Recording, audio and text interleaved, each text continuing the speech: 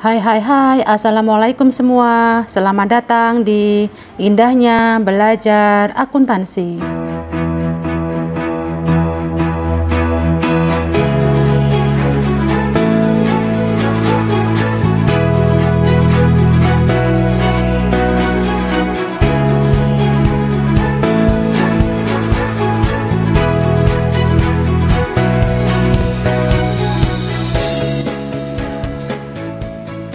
Oke, pada kesempatan hari ini kita akan belajar akuntansi manajemen bersama Indahnya Belajar Akuntansi.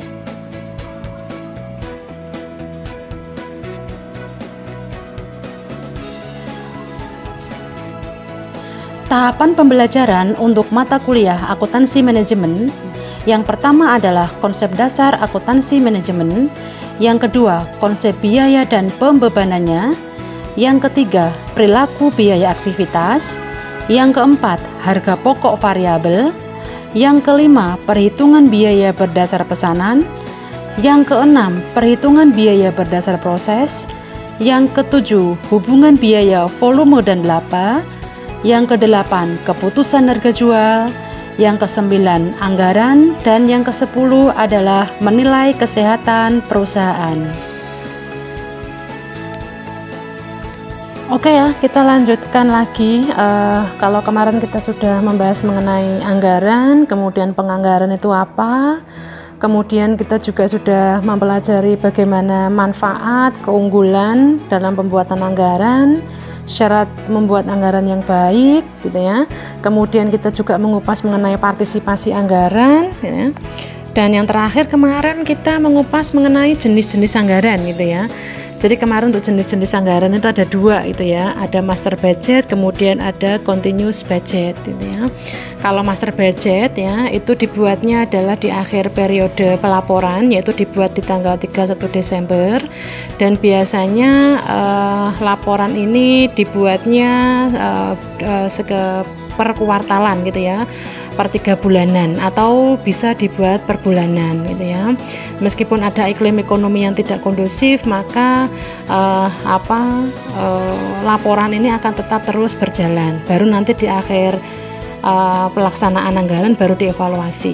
Sedangkan kalau untuk continue budget ya itu dibuat per bulanan ya, dibuat per bulanan, dan apabila nanti ada iklim ekonomi yang tidak kondusif, maka untuk bulan kedua maupun bulan berikutnya itu bisa dilakukan revisi ya, bisa dilakukan revisi sesuai dengan kondisi yang ada gitu ya. Jadi perbedaannya ini adalah pada sisi tingkat perubahan anggaran untuk di masing-masing pelaksanaan anggaran gitu ya. Jadi kalau misal di Januari pelaksanaan anggaran kok ada iklim ekonomi yang tidak menentu, maka kondisi-kondisi ini bisa digunakan untuk merevisi anggaran di bulan berikutnya atau di bulan kedua gitu ya. Tetapi kalau menggunakan yang master budget, yaitu evaluasinya ini dilakukannya di akhir periode gitu ya, di akhir periode ya. Jadi yang membedakannya adalah pada titik di mana perusahaan itu akan melakukan evaluasi ya. Kalau master budget berarti evaluasinya di akhir periode. Nanti kalau untuk yang continuous budget ya berarti evaluasinya adalah per bulannya itu gitu ya. Jadi nanti digunakan untuk melakukan revisi untuk di bulan-bulan berikutnya gitu ya. Jadi yang membedakan adalah sumber utamanya adalah itu. Ya pokoknya sih kalau dikatakan perbedaannya di mana ya, perbedaannya hanya pada sisi pembuatan, kapan dibuatnya gitu ya, kapan dibuatnya dan kapan dilakukan evaluasi akhir anggaran gitu ya. Jadi yang membedakan adalah pada sisi itu. Tapi kalau dalam pembuatannya itu sama saja gitu ya. Hasil akhirnya itu pun juga nanti akan sama saja gitu ya. Mungkin nanti yang lebih ditekankan adalah pada titik kesamaannya gitu ya, pada titik kesamaannya. Kalau perbedaan ya mungkin ya tergantung kebijakan perusahaan ya, mau menggunakan yang model mana. Tapi nanti di akhir periode pelaksanaan anggaran ya, di akhir periode pelaksanaan anggaran itu nanti hasilnya juga dalam pelaporan kinerja pasti juga akan sama itu ya. Lah, kita akan belajar mengenai komponen utama master budget gitu ya. Untuk yang master budget ada dua komponen utama di master budget itu ya. Ada anggaran operasional itu ya, dan ada yang namanya anggaran keuangan. Anggaran operasional atau operational budget ya, itu mendeskripsikan aktivitas yang menghasilkan pendapatan bagi suatu perusahaan seperti penjualan, produksi, dan persediaan barang jadi. Sedangkan anggaran keuangan itu mendeskripsikan mengenai anggaran kas, neraca, dan anggaran modal. Gitu ya. Jadi nanti ada beberapa hal yang nanti kalian harus buat ketika diminta untuk membuat yang namanya master budget gitu ya. Apakah kalian diminta untuk membuat anggaran operasional ataukah diminta untuk membuat yang namanya anggaran keuangan. Untuk anggaran operasional ya, nanti ya itu ada yang namanya terdiri dari perkiraan laporan laba rugi yang disertai dengan laporan pendukung ya. Jadi nanti di anggaran operasional selain kita membuat yang namanya laporan laba rugi ya, itu nanti juga didasarkan pada anggaran-anggaran yang sudah dibuat ya. Jadi dasar pembuatan laporan laba rugi ya, anggaran laporan laba rugi itu didasarkan pada dokumen-dokumen pendukung, yaitu dokumen-dokumen pendukung itu adalah ada anggaran penjualan, ada dokumen anggaran produksi, ada dokumen anggaran pembelian bahan baku langsung, sampai pada anggaran dokumen anggaran harga pokok penjualan ya, ada 8 di sini untuk yang dijadikan dokumen pendukung ketika perusahaan ingin membuat yang namanya anggaran laporan laba rugi ya, yang termasuk di dalamnya adalah adanya anggaran operasional yang di breakdown ke dalam 8 laporan. Oke ya, kita masuk satu persatu ke dalam masing-masing anggaran ya. Mohon untuk dicermati secara perlahan-lahan. Yang pertama adalah anggaran penjualan atau sales budget ya. Sales budget itu adalah proyeksi yang disetujui komite anggaran yang menjelaskan penjualan yang diharapkan dalam satuan unit dan uang ya. Tahapan-tahapan pembuatan sales budget ya, itu adalah yang pertama mengembangkan prediksi penjualan ya dengan pendekatan bottom up ya, yaitu dari bawah ke atas ya, dan mempertimbangkan faktor-faktor lain seperti iklim ekonomi secara umum, persaingan, iklan, kebijakan penetapan harga, dan lain-lain ya. Jadi anggaran penjualan ini itu ditetapkan di akhir periode akuntansi, yaitu di tanggal 31 Desember gitu ya. Kemudian nanti dibuatlah anggaran untuk dilaksanakan di tahun depannya ya, didasarkan pada kondisi-kondisi ekonomi, persaingan, iklan, penetapan harga, proses produksinya, dan lain-lain. Dan informasi-informasi ini itu biasanya didapatkan dari bawah ke atas ya, dari lini bawah sampai lini middle, kemudian masuk ke lini top gitu ya. Kemudian yang kedua itu ada yang namanya pertimbangan dari komite anggaran terhadap sales budget yang dibuat. Pertimbangan dari komite anggaran terhadap sales budget yang dibuat ya. Jadi selain adanya pertimbangan-pertimbangan yang ada keterkaitan dengan kondisi ekonomi, persaingan, dan lain-lain tadi ya, itu juga didasarkan pada pertimbangan komite anggaran ya. Komite anggaran itu akan berdiskusi, kemudian juga akan memberikan note atau catatan atau pertimbangan-pertimbangan atas hasil anggaran yang sudah dibuat ya. Jadi seperti itu. Lah ini adalah contoh anggaran penjualan ya.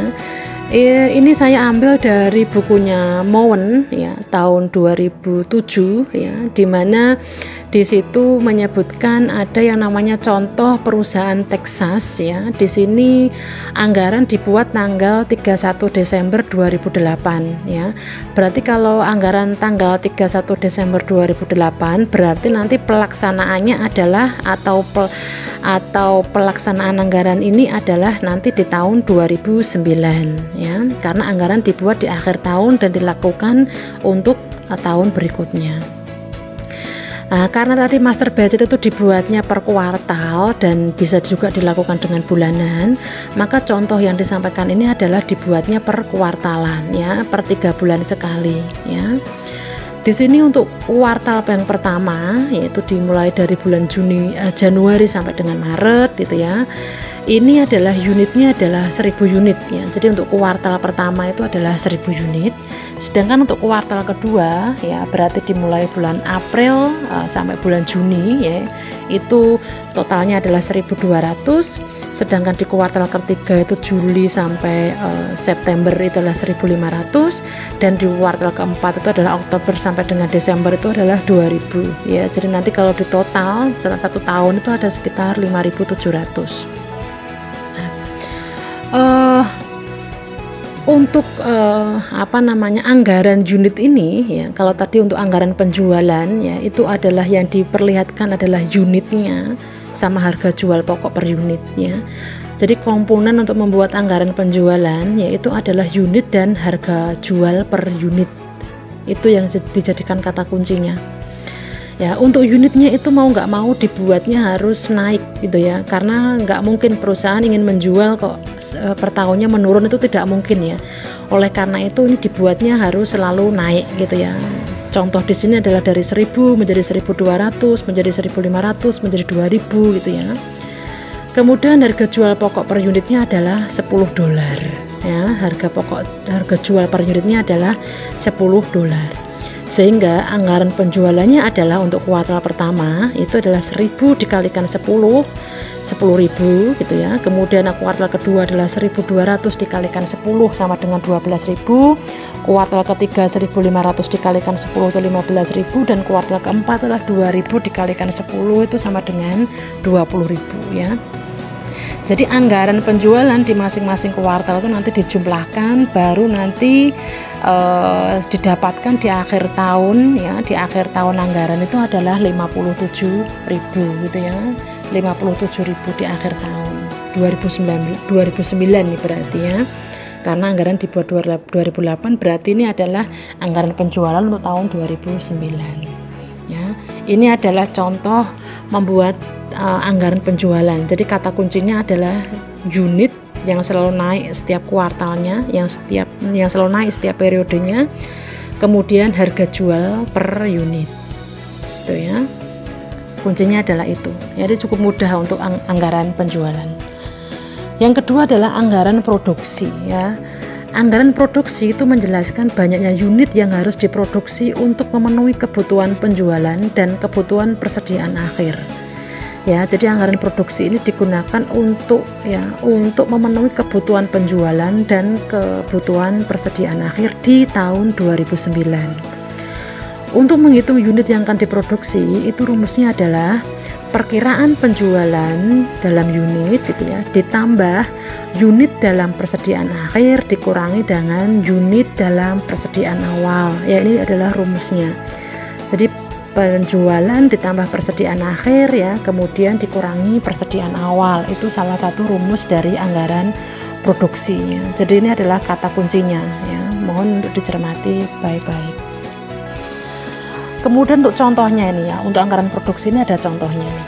Misalnya Texas ya, PT Texas tadi ya, itu menjual kaos di tahun 2008 dengan anggaran penjualan seperti contoh sebelumnya ya. Kebijakan perusahaan mensyaratkan 20% penjualan kuartal berikutnya harus tersedia di persediaan akhir, dan persediaan awal kaos tersebut untuk kuartal pertama tahun berjalan adalah 180 unit gitu ya. Anggaplah penjualan kuartal pertama tahun 2009 itu diperkirakan 1000 unit ya. Catatan, penjualan pada kuartal pertama itu adalah 1000 unit, 1000 kaos ya. Kuartal pertama tahun 2009 adalah 1000 kaos. Sedangkan persediaan awal ya, itu adalah 180 kaos ya, sesuai dengan contohnya tadi, sesuai dengan soalnya itu. Dan persediaan akhir pada kuartal pertama itu adalah 240 ya. Asalnya dari mana? Dari 1200 gitu ya. 1200 dikalikan dengan 20% ya. Karena kenapa itu 1200 gitu ya, karena kenapa itu kok ada angka 1200 di situ gitu ya. Ya karena memang tadi ada penambahan ya, ada penambahan penjualan atau perusahaan itu mensyaratkan 20% penjualan di kuartal berikutnya ya. Karena kuartal pertama itu 1000 unit, ya berarti kuartal berikutnya nanti adalah 1000 unit ditambah dengan 20%, ya. Lah ini untuk laporannya, laporan kedua. Kalau laporan yang pertama tadi adalah laporan anggaran penjualan, yang kedua adalah laporan anggaran produksi, ya. Penjualan laporan 1 ya, kalian bisa masukkan ya 1000, 1200, 1500, 2000 dan 5700. Kemudian persediaan akhir yang diinginkan yaitu ada 240, ada 300, ada 400 ya. Kemudian di situ juga ada kata 200 ya, itu disesuaikan dengan soalnya tadi ya. Kemudian di akhir tahun akhirnya juga menjadi 200 ya, jadi itu tidak dijumlahkan ya, karena untuk persediaan akhir adalah persediaan yang ada di kuartal keempat gitu ya. Jadi untuk jumlah kebutuhannya adalah 1240, yang kuartal kedua 1500, kuartal ketiga 1900, kuartal keempat adalah 2200 ya, dijumlahkan. Kemudian dikurangi persediaan awal ya. Persediaan awal tadi untuk kuartal pertama adalah 180 gitu ya. Sedangkan untuk yang kedua itu adalah 240. Asalnya dari mana? Asalnya dari persediaan akhir pada kuartal sebelumnya ya. Jadi tolong disesuaikan dengan soalnya. Ya, 240 ya. Kemudian kuartal ketiga berarti persediaan akhir kuartal kedua 300 gitu ya. Kemudian kuartal keempat persediaan awalnya adalah 400 karena persediaan akhir kuartal ketiga adalah 400 ya. Kemudian tadi diinformasikan bahwa untuk akhir periode itu persediaan awalnya adalah 180 ya, maka di situ juga harus ditetapkan di akhir pelaporan itu persediaan awalnya adalah 180 ya. Kemudian untuk unit yang diproduksi ya itu berarti dikurangkan ya, karena sesuai dengan rumusnya tadi yaitu penjualan ditambah persediaan akhir dikurangi persediaan awal. Ya, ketemulah kuartal pertama 1060, kuartal kedua 1260, kuartal ketiga 1600, kuartal keempat 1800, dan di akhir tahun diakumulasikan menjadi 5720. Ya, jadi anggaran produksi di akhir tahun adalah 5720 ya. Jadi mohon yang perlu diperhatikan mahasiswa dalam konteks anggaran produksi ini adalah mengenai jumlah penjualan, persediaan akhir dan persediaan awal. Jadi kata kunci yang harus diperhatikan adalah itu ya. Karena nanti kalau kata kuncinya ini salah ya berarti nanti hasil akhirnya akan salah. Gitu ya. Karena nanti laporan ini juga akan berdampak terhadap ketika kita ingin membuat laporan-laporan berikutnya. Ada satu laporan yang salah, berarti nanti semua laporan juga pastinya nanti akan salah. Jadi mohon untuk berhati-hati di dalam membuat laporan anggaran. Yang ketiga adalah anggaran pembelian bahan baku langsung atau direct material purchase budget ya. Anggaran pembelian bahan baku langsung ya itu menyatakan jumlah dana, jumlah dan biaya bahan baku yang dibeli tiap periode. Jumlahnya bergantung pada perkiraan penggunaan bahan baku dalam produksi dan persediaan bahan baku yang dibutuhkan perusahaan. Rumusnya adalah pembelian itu sama dengan bahan baku langsung yang dibutuhkan untuk produksi ditambah bahan baku langsung yang diinginkan dalam persediaan akhir dikurangi bahan baku langsung dalam persediaan awal. Ya, ini kata kunci yang benar-benar mahasiswa harus perhatikan ya. Contohnya ini, anggaplah kaos ya berlogo Texas itu membutuhkan 2 jenis bahan baku, yaitu kaos polos seharga $3 dan tinta untuk cetakan itu adalah $0,20 per on. Dalam satuan unit, pabrik membutuhkan 1 kaos dan 5 on tinta untuk tiap kaos berlogo yang diproduksi. Ya, jadi untuk memproduksi 1 kaos itu membutuhkan ya 1 kaos yang berlogo itu membutuhkan 1 kaos plus 5 on tinta ya. Jadi 1 kaos berlogo itu membutuhkan 1 kaos dengan harga $3 dan 5 on tinta ya. Kalau 1 onnya adalah 0,20 ya berarti tinggal dikalikan 5, jumlahnya berapa, itu untuk membuat yang namanya 1 kaos berlogo ya. Jadi pemahaman kalian harus step per step gitu ya. kebijakannya. Perusahaan itu memiliki 10% dari kebutuhan produksi bulan berikutnya dalam persediaan akhir mereka. Asumsikan pabrik memiliki 58 kaos polos dan 390 on tinta pada 1 Januari. Ya, 1 Januari 2009 maksudnya ini ya. Asumsikan persediaan akhir kuartal keempat tahun 2008 itu adalah 106 kaos polos dan 530 on tinta. Ya. Langsung kita bisa masukkan ke perhitungannya. Nah ini laporan ketiga Texas ya, anggaran pembelian bahan baku langsung untuk tahun berakhir 31 Desember 2008 ya. Kaos polos unit yang diproduksi ya, unit yang diproduksi itu adalah ini sesuai dengan yang laporan 2 tadi ya. Hasil dari yang laporan 2 itu ada 1060, 1260, 1600 dan di kuartal keempat ada 1800 dengan total 5720. Kemudian bahan baku langsung per unit, karena ini adalah kaos, tadi Butio sudah menjelaskan untuk membuat satu kaos berlogo itu membutuhkan satu kaos ya, berarti dia bahan baku langsung per unitnya adalah 1, kuartal kedua juga 1, 3-nya 1, 4-nya 1. Kemudian kebutuhan produksi berarti tinggal dikalikan. Berarti kalau untuk 1060 kaos berlogo itu berarti membutuhkan kaos polos sejumlah 1060. Kuartal kedua 1260, kuartal ketiga 1600, kuartal keempat 1800. Totalnya adalah 5720. Kemudian persediaan akhir yang diinginkan ya, ini sesuai dengan yang sudah di soalnya tadi, itu ada 126 di kuartal pertama, kuartal berikutnya 160, kuartal berikutnya 180 dan kuartal ke-6 adalah 106 ya. Kalian bisa cek di soal yang sebelumnya tadi.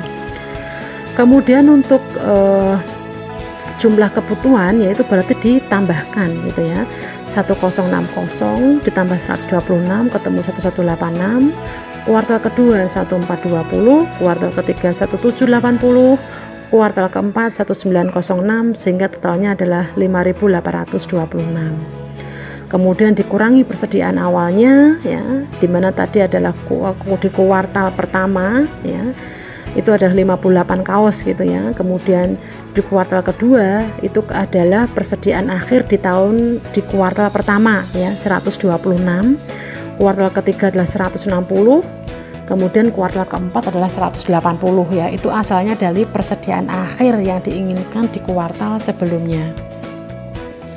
Kemudian bahan baku langsung yang dibeli berarti tinggal dikurangkan, yaitu 1186 dikurangi 86 ketemu 1128, 1420 dikurangi 126 ketemu 1294 ya. 1780 dikurangi 160 ketemu 1620 gitu ya. 1906 dikurangi 180 ketemu 1726 ya. Jadi ketemunya adalah 5768. Jadi biaya per kaos polos, karena tadi per kaos itu adalah $3 ya, berarti tinggal dikalikan untuk jumlah biaya pembelian kaos polos. 1128 dikalikan 3 ketemu 3384, 1294 dikalikan 3 ketemu 3882, 1620 dikalikan 3 ketemu 4860, 1726 dikalikan 3 ketemu 5178, dan yang terakhir di sini adalah totalnya 5768 dikalikan 3 ketemunya menjadi 17304 ya. Ini untuk yang kaos polos. Sedangkan untuk yang tinta sekarang, karena tadi membutuhkan dua bahan gitu ya, yaitu kaos dan tinta. Untuk unit yang diproduksi ya, tadi kita bisa langsung dikopas saja dari laporan yang kedua ya. Untuk kuartal pertama itu 1060, 1260, 1600 dan di kuartal keempat itu ada 1800 atau 1800. Kemudian bahan baku langsung per unit ya, yaitu dapatnya ini adalah 5 gitu ya, karena itu adalah 0,20 gitu ya, 0,20 per on gitu ya. Kemudian untuk masing-masing produksi unit itu membutuhkan 5 on tinta ya, tinggal dikalikan aja. Kebutuhan produksi berarti 5.300 ya, 6.300, 8.000, 9.000 itu ya, itu perkalian yang umum ya. Kemudian persediaan akhir yang diinginkan itu berarti 630 ya, itu disesuaikan dengan soal yang di depan tadi. Kemudian kedua 800, ketiga 900 ya, keempatnya adalah 530 itu ya. Sehingga hasil akhirnya adalah persediaan akhir adalah 530. Jumlah kebutuhan ya, jumlah kebutuhan itu adalah 5930. Kemudian kuartal kedua adalah 7.100 ya, kuartal ketiga 8.900, kuartal keempat 9530. Kemudian dikurangi persediaan awal. Persediaan awalnya adalah 390 ya, kuartal kedua 630 ya, 800 dan 900 yaitu merupakan persediaan akhir ya di kuartal sebelumnya itu ya. Kemudian di akhir periode persediaan awalnya kembali ke 390 karena ini disesuaikan dengan soalnya tadi. Jadi bahan baku langsung yang dibeli adalah dikurangkan ya, 5930 dikurangi 390 ketemu 5540 dan seterusnya. Kemudian biaya per on tinta itu adalah 0,20 ya yang di soal tadi, berarti tinggal dikalikan ya, berarti 5540 dikalikan 0,20 gitu ya, 6470 dikalikan 0,20 dan seterusnya. Berarti ketemunya adalah untuk jumlah biaya bahan baku di sini ya, jumlah biaya bahan baku di sini adalah berarti jumlah biaya pembelian tinta ditambah dengan jumlah biaya pembelian kaos. Totalnya adalah 4492, itu asalnya dari 1108 di tinta ya, ditambahkan dengan 3384 di kaos ya. Kemudian untuk yang 5176 itu asalnya dari 1294 ditambah dengan 3882 ya. Sedangkan di kuartal ketiga itu adalah 6480, itu asalnya dari 1620 ditambah dengan 4860, dan di kuartal keempat 6904 dolar, itu asalnya dari 1726 ditambah dengan 5178 dolar ya. Ketemulah hasil akhir adalah 23.052 dolar ya. Ini untuk anggaran bahan baku, pembelian bahan baku direct material ya. Jadi yang harus diperhatikan adalah unit yang diproduksi, kemudian persediaan akhir dan persediaan awal. Jadi kata kuncinya yang harus diperhatikan adalah itu. Kemudian ada yang namanya anggaran tenaga kerja langsung atau direct labor budget. Anggaran tenaga kerja langsung menunjukkan jumlah jam tenaga kerja langsung yang dibutuhkan dan biaya terkait yang berhubungan dengan jumlah unit dalam anggaran produksi. Ya, contohnya adalah berdasarkan contoh sebelumnya ya, yaitu di laporan ketiga tadi ya, tentang pembelian bahan baku langsung gitu ya. Jika suatu batch yang menghasilkan 100 kaos berlogo membutuhkan 12 jam tenaga kerja langsung, maka waktu tenaga kerja langsung untuk menghasilkan satu kaos berlogo adalah 0,12 jam. Karena 12 dibagi dengan 100 kaos ya, ketemunya adalah 0,12 jam. Jadi untuk menghasilkan satu unit kaos berlogo itu membutuhkan 0,12 jam.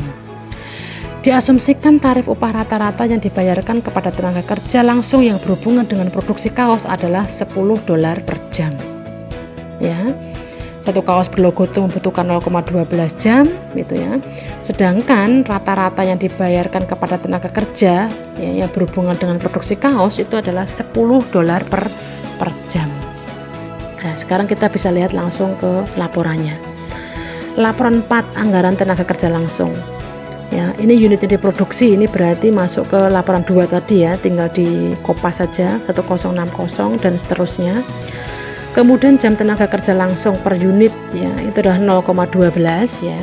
0,12 itu adalah dari soalnya gitu ya. Kemudian jumlah jam yang dibutuhkan berarti tinggal dikalikan gitu ya. Ya berarti 1060 dikalikan 0,12 ketemu 127,2. Kemudian di kuartal kedua itu 1260 dikalikan 0,12 ketemu 151,2 dan seterusnya. Dan rata-rata upah per jam tadi adalah 10 dolar sesuai dengan soalnya tadi ya. Kemudian tinggal dikalikan untuk jumlah biaya tenaga kerja langsung, yaitu 127,2 dikalikan dengan 10 dan seterusnya ya. Jadi jumlah biaya tenaga kerja langsung untuk kuartal pertama itu adalah 1272, kuartal kedua itu 1512, kuartal ketiga itu 1920, kuartal keempat itu 2160, dan di akhir tahun ketemunya adalah 6864 dolar gitu ya. Jadi ini tinggal mengalihkan aja dengan rata-rata upah per jam. Nah, sekarang masuk ke dalam anggaran overhead atau overhead budget. Anggaran overhead menunjukkan biaya yang diharapkan dari semua komponen produksi tidak langsung. Ya, contohnya di sini adalah berdasarkan contoh sebelumnya, tarif overhead variabel. Ya, jadi contohnya itu akan selalu berlanjut gitu ya. Kemudian ini ada tambahan informasi mengenai tarif overhead variabel itu adalah $5 per jam tenaga kerja langsung. Overhead tetap dianggarkan sebesar 6.580, yaitu asalnya dari 1645 per kuartalnya. Ya, overhead tetap yang dianggarkan berarti 6580 ya. 6580 ya. Itu berarti per kuartalnya adalah 1645 karena 6580 dibagi dengan 4 ya. Ini adalah tambahan soalnya ya. Kemudian kita masukkan ke anggaran overhead itu ya, jam tenaga kerja langsung. Karena tadi adalah anggaran overhead itu kita didasarkan pada tarif jam tenaga kerja langsung, maka kita tinggal memindahkan laporan keempat ya, jam tenaga kerja langsungnya itu dipindahkan, yaitu 127,2 gitu ya. Kemudian di kuartal kedua itu 151,2 ya, itu di anggaran keempat ya, tentang jam tenaga kerja langsung bisa langsung dipindahkan ke sini ya. Kemudian tarif overhead variabel tadi adalah $5 di soalnya. Kemudian overhead variabel yang dianggarkan itu tinggal dikalikan gitu ya, 127,2 dikalikan 5 ketemu 636, kemudian 151,2 dikalikan 5 ketemu 756, dan seterusnya ya. Kemudian overhead tetap yang dianggarkan ya itu adalah 1645 ya, karena tadi per kuartalnya adalah 1645. Jadi jumlah overhead ya berarti tinggal ditambahkan ya, 636 ditambah 1645 ketemu 2281, 756 ditambah 1645 ketemu 2401, 960 tambah 1645 ketemu 2605, 1080 tambah 1645 ketemu 2725. Kemudian di akhir periode anggaran overheadnya adalah $10.012. Begitu ya caranya. Kemudian ada yang namanya anggaran persediaan akhir barang jadi atau ending finished goods inventory budget ya. Anggaran persediaan akhir barang jadi itu memberikan informasi yang dibutuhkan untuk neraca dan juga bertindak sebagai input penting untuk persiapan anggaran harga pokok penjualan. Nah ini, jadi di laporan 6 ya, di anggaran persediaan akhir barang jadi ya berarti itu rumusnya adalah ini ya, laporannya berbentuknya seperti ini. Penghitungan biaya per unit ya. Tadi ada bahan baku langsung, itu ada kaos ya, satu kaos itu harganya $3.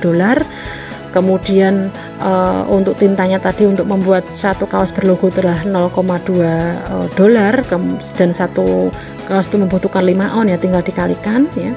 Berarti $3 ditambah dengan $0,2 dikalikan dengan 5 gitu ya, ketemu 1 gitu ya. Jadi 3 tambah 1 sama dengan 4 gitu ya.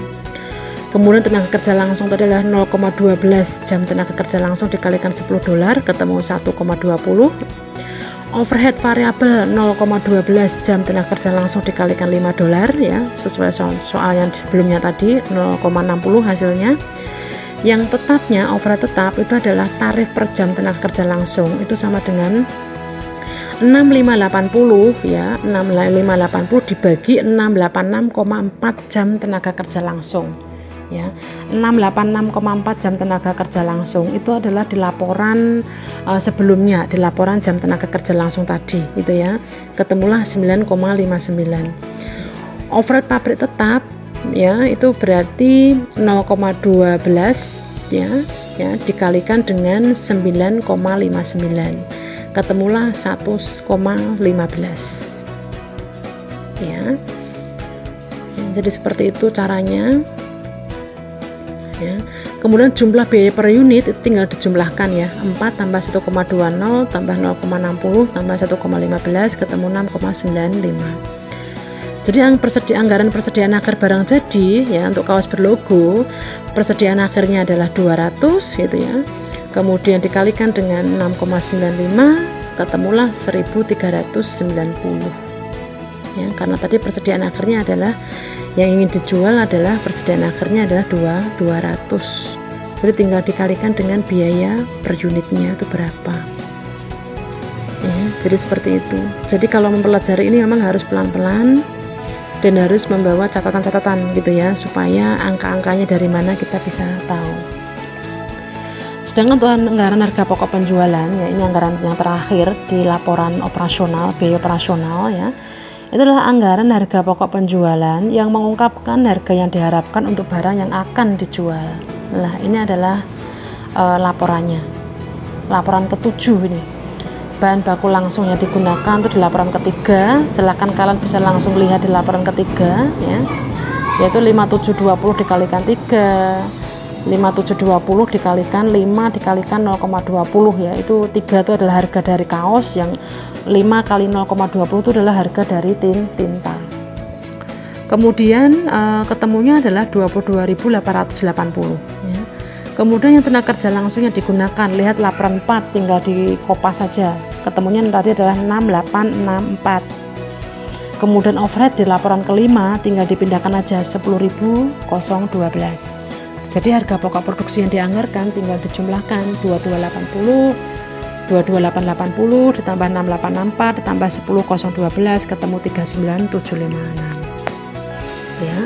Kemudian untuk persediaan akhir barang jadi awal, persediaan barang jadi awal ya, tadi adalah 1.180 dikalikan dengan 6,95 ya. 180 ini adalah di persediaan awal yang dimana ketika kita membuat direct material tadi ya, ketemu 1251. Kemudian barang yang tersedia untuk dijual ya, tinggal ditambahkan ya, berarti 39756 tambah 125 itu ketemu 41007. Kemudian dikurangi barang jadi akhir di laporan 6 ya, 1390, berarti HPP-nya adalah 39.617. Anggaran beban penjualan dan administrasi ya. Jadi setelah anggaran HPP ya, yang Putih tadi menyampaikan itu adalah anggaran terakhir gitu ya. Di sini ada anggaran ke-8 ya, itu anggaran ke-8 mengenai biaya penjualan dan administrasi ya. Jadi kalau anggaran ke-1 sampai dengan yang ke-7 itu adalah anggaran mengenai biaya produksi gitu ya. Sedangkan anggaran yang terakhir ini adalah mengenai anggaran non produksi ya pada laporan biaya operasional. Yaitu anggaran beban penjualan dan administrasi menguraikan pengeluaran yang direncanakan untuk aktivitas non produksi, terbagi dalam komponen tetap dan variabel, dan contoh komponen variabelnya adalah komisi penjualan dan biaya pengiriman ya untuk konteks ini. Nah, ini adalah laporan ke-8-nya. Anggaran beban penjualan dan administrasi ya, penjualan per unit yang direncanakan yaitu di laporan 1. Silahkan kalian lihat di laporan 1 kemudian pindahkan ke sini. Beban penjualan dan administrasi per unit variabel ya, ini adalah 0,10 gitu ya. Itu adalah biaya yang sudah ditetapkan perusahaan atau soalnya gitu ya. 0,10 jumlah beban variabel tinggal dikalikan gitu ya. Kemudian pengeluaran tetap penjualan dan administrasi ya, itu juga gaji, utilitas, iklan, penyusutan, asuransi itu juga termasuk soal ya. Ya. Terkecuali untuk gaji ya, gaji tadi adalah termasuk biaya tenaga kerja langsung yang sudah Putih sampaikan yang di laporan ke-4, kalau nggak ke-5 tadi kalau nggak salah, silahkan kalian bisa cek ulang lagi. Jadi ketemunya adalah jumlah biaya tetap ini 1720, kuartal 1, kuartal 2 1820, kuartal ketiga 2420, dan kuartal keempat 2120. Jadi jumlah beban penjualan administrasi adalah 100 ditambah dengan 1.720 ketemu 1820. Kuartal kedua 120 ditambah 1820 ketemu 1940, dan seterusnya sampai di akhir periode itu ketemulah menjadi 570 ditambah 8080 ketemu 8650 ya. Kemudian laporan laba rugi yang dianggarkan ya, ini tambahan laporan ya. Laporan laba rugi yang dianggarkan itu adalah penjualan ditambah dengan harga pokok penjualan ya, ini semuanya sudah kita buat di laporan-laporan sebelumnya. Ketemu margin kotor, dikurangi biaya bahan penjualan dan administrasi, ketemu laba operasional, dikurangi beban bunga dan pendapatan sebelum pajak penghasilan ya. Ini nanti di laporan 10 ya. Di laporan 10 ya.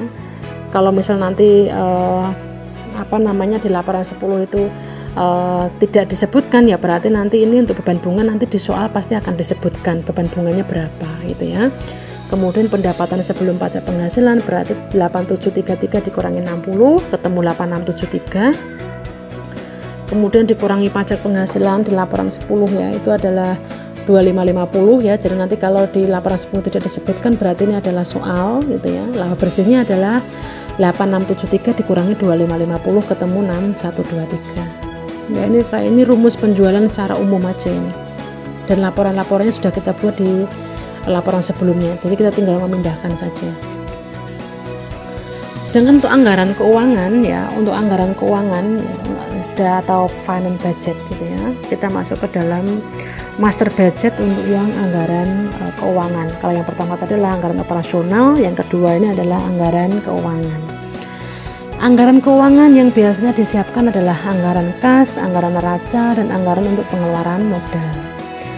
Anggaran induk ini juga berisi rencana untuk pembelian aktiva jangka panjang, yaitu aktiva yang memiliki rentang waktu lebih dari 1 tahun periode operasional, yang disebut dengan anggaran modal. Contohnya adalah persentase yang dibayar dalam bulan penjualan, misalnya 60%, persentase yang dibayar dalam 1 bulan setelah penjualan 30%, persentase yang dibayar dalam 2 bulan setelah penjualan 10%. Jika penjualannya itu 500.000 ya, maka persentase dalam bulan penjualan itu berarti 60% dikalikan 500.000. Sedangkan yang kedua dalam 1 bulan setelah penjualan itu berarti 30% dikalikan 500.000, dan 2 bulan setelah penjualan itu berarti 10% dikalikan dengan 500.000 ya. Nanti hasilnya totalnya pasti akan ketemu 500.000. Ini kayak pemecahan penjualan aja di masing-masing tingkat penjualannya. Nah, ini adalah rumus anggaran kas ya. Untuk rumus anggaran kas ya, itu ada yang namanya saldo awal kas ya.